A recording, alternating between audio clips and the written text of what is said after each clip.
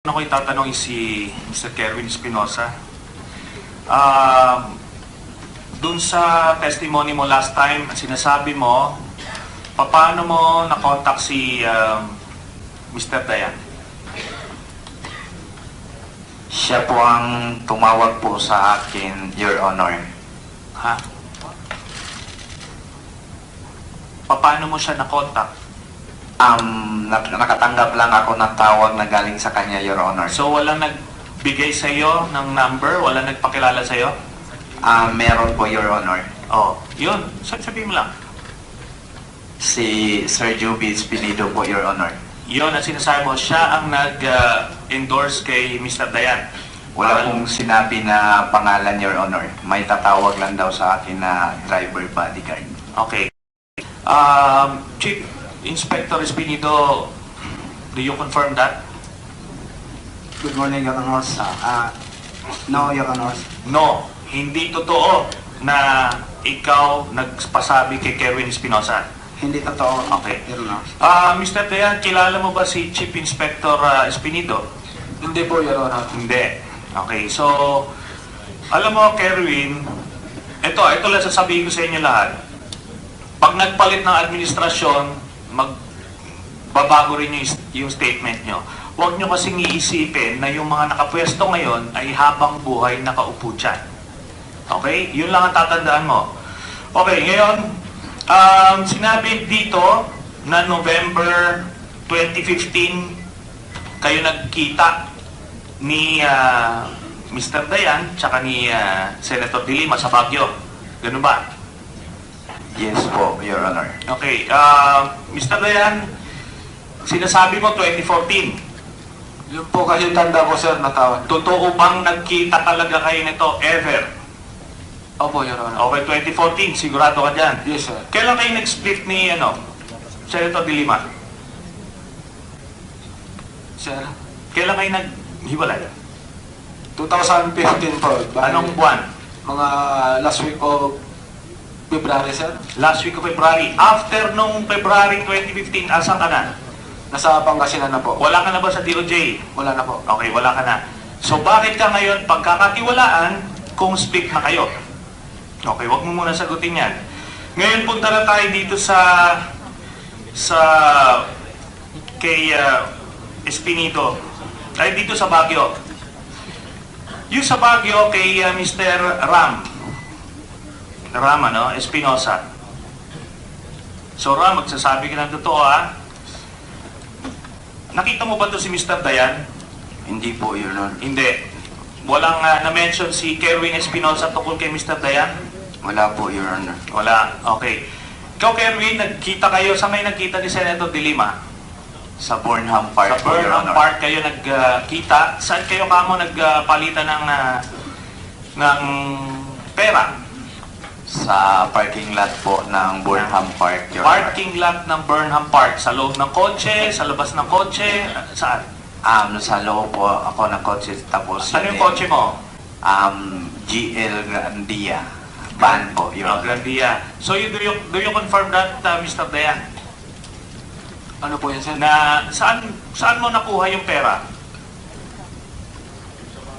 Sa Baguio. Sa parking lot po, sir. Saan parking lot?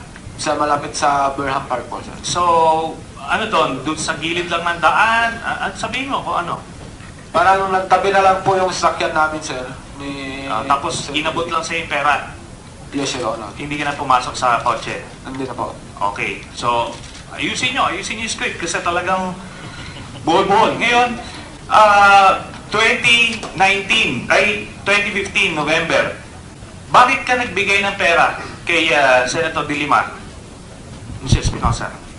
Para po sa ko na protection at saka yung para sa pondo para sa eleksyon po. Okay, Your Honor. pero primarily protection, di ba? Opo, Your Honor. Alam mo ba na resigned na siya noon?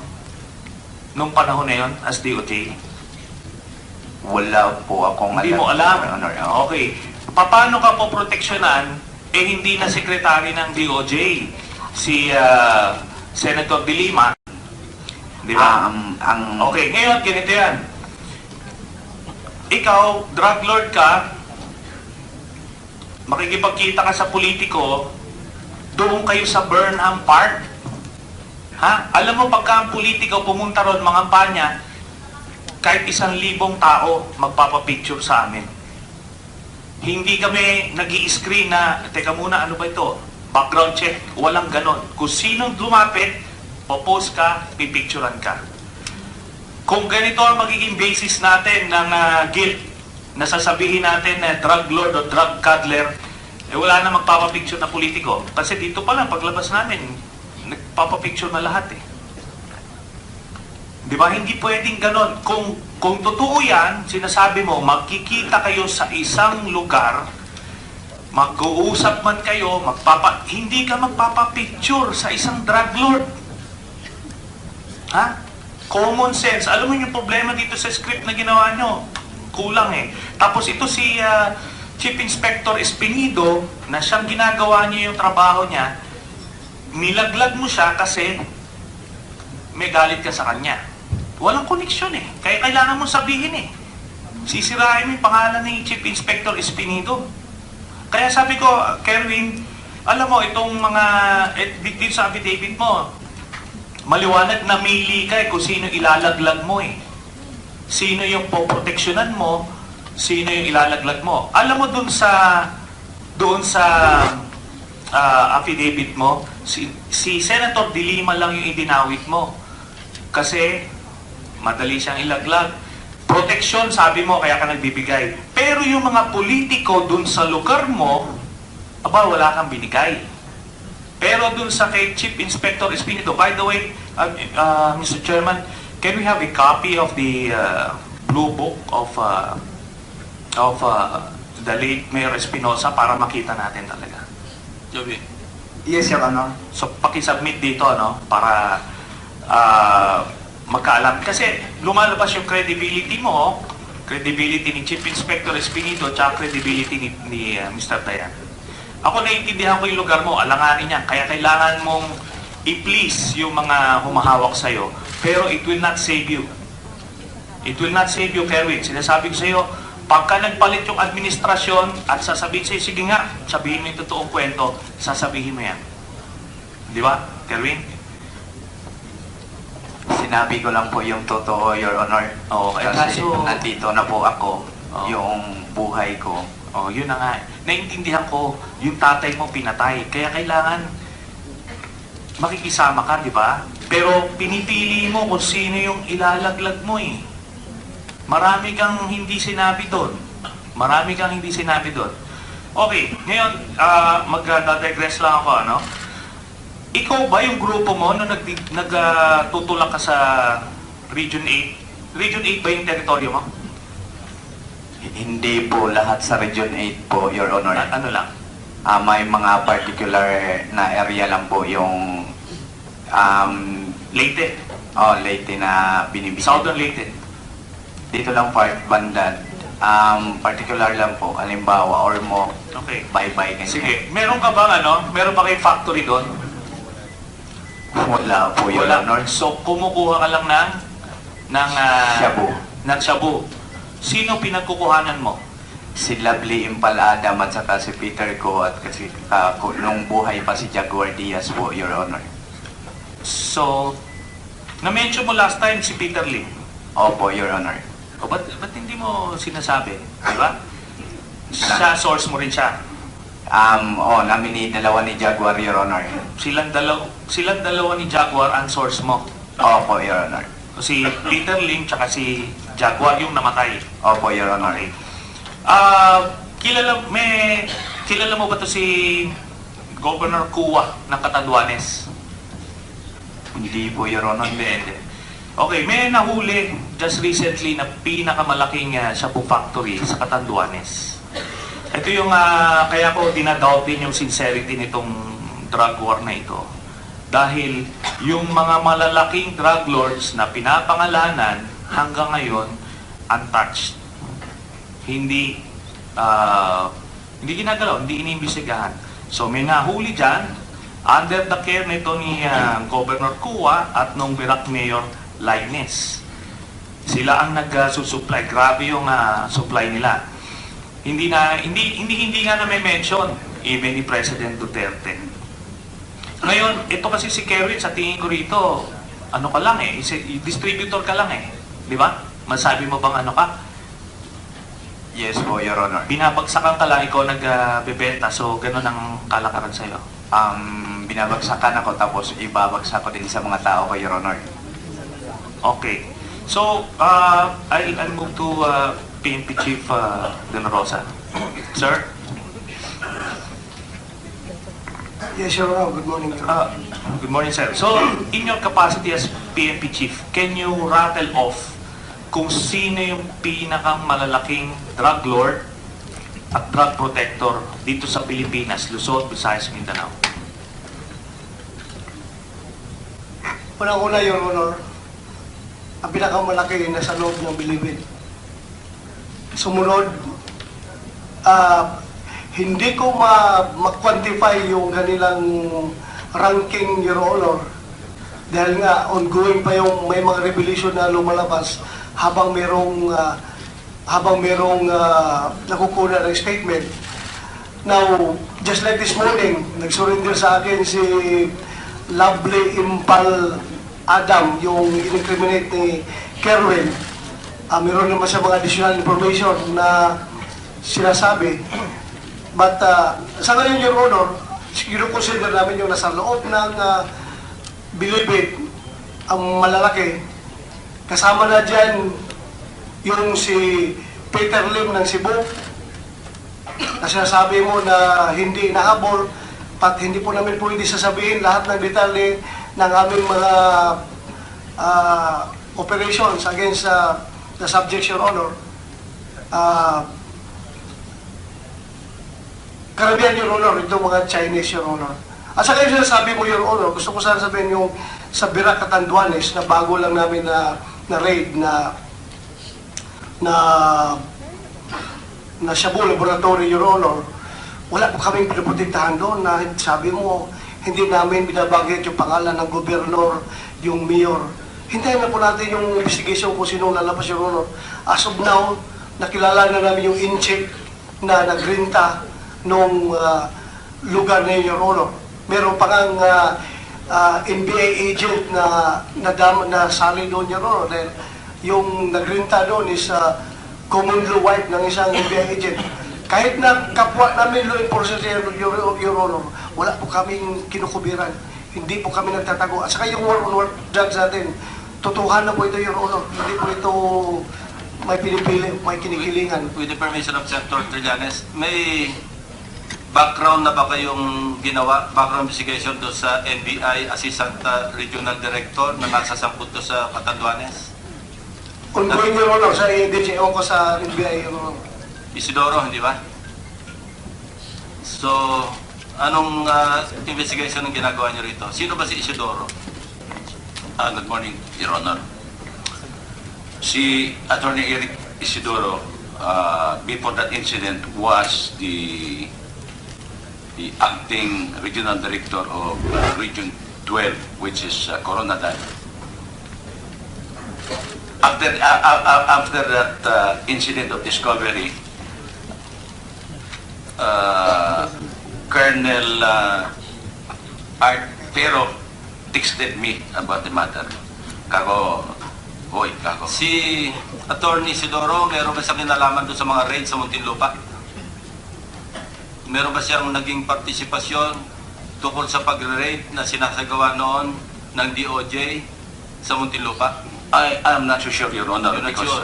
napanood niyo, Your Honor, nasa probinsya po ako. General De La Rosa, Ronald, may information kayo? None yet, Your Honor. Anyway, sige. Thank you, Senator Trillanes. Salamat, sir. Well, i-clarify ka lang kay General De La Rosa. Sir, wala akong sinasabing pinoproteksyonan mo. Wala akong sinasabing iniiwasan nyo. So, ang sinasabi ko rito, 6 months na tayo into this war on drugs, 5,000 na yung namatay, pero yung mga malalaki na, ako nakita ko yung concert, kung sino yung mga malalaking pangalan, at inaantay ko na ilabas yun kung talagang babanggain. So hindi ko pa naririnig yung mga pangalan na yun so far. Anyway, moving on to the next topic, and the PNP for breaking through dito sa Mega Shabu dito sa Catanduanes. Hopefully, makita talaga kung sino yung drug lord dyan, at kung aarestuhin natin, hindi natin papatayin yung mastermind, mas lalawak pa eh. Makukuha natin kung sino talaga. Ngayon sir, itong yung sa mga involved sa drugs na na-mention dati ng mga members ng PNP, sino nag-iimbestiga sa kanila sir? Your Honor, yung tatlong general na active pa, Your Honor, ang nag-investigas na Polcom. I am also a member of the Napolcom, being a commissioner, and as far as I know, itong week na ito, Your Honor, i-deliberate na namin yung resolution sa kaso nila, Your Honor. Magkakaroon na ng decision, yung tatlo. Okay. Yung mga generals na yun sir, yung mga active, di ba nung na-implicate sila, nirelieve sila kaagad sir, di ba? Yes, Your Honor. Yes. Tapos, so as far as you know, wala nang ibang investigating body na nag-investigate doon sa mga nai-involve na members ng PNP. As sa ngayon, Your Honor, yung Napolcom lang, Your Honor. Inapolcom. Yes, So, yes, Your Honor. so yun sir ang ano. Ngayon, SOP sir, di ba? Pag may na-implicate, preventive suspension. Yes, Your Honor. Okay, ngayon, sinasabi ko yan in light of the case of Superintendent Marcos na nung na-implicate siya, SOP, preventive suspension, nirelieve siya. Ngayon, eventually, inako nga recently ni President Duterte na siya daw ang nag-utos sa inyo na ipa-reinstate sa kanya. At sinasabi niya, meron daw siya nag-iimbestiga rin daw siya. Pero, just a few minutes ago, sinasabi niyo, as far as you know, ang nag-iimbestiga lang sa kanila is Napolcom at ang SOP is preventive suspension. Your Honor, yung tatlong general, Your Honor, Napolcom. Pero itong ngayong ito ngayong grupo ni Superintendent Marcos, Your Honor, IAS, Your Honor, ang nag-imbestiga. Yung tatlong general, kasama rin ng IAS doon, Your Honor. So, well, I was referring to it in general. Sinasabi ko yung lahat ng mga nasasangkot na mga members ng PNP, sino yung mga na-investigate, so Napolcom and IAS. Pero may sinasabi kasi si President Duterte na kaya binilate yung SOP ng preventive suspension ay dahil nag-iimbestiga raw siya. At dahil doon sa quote-unquote imbestiga niya, eh nakabalik sa pwesto ito si Superintendent Marcos at eventually pinatay yung tatay ni Kerwin Espinosa. So, that basically is the essence of the preventive suspension to avoid things like that. So, anong masasabi niyo doon na, sir?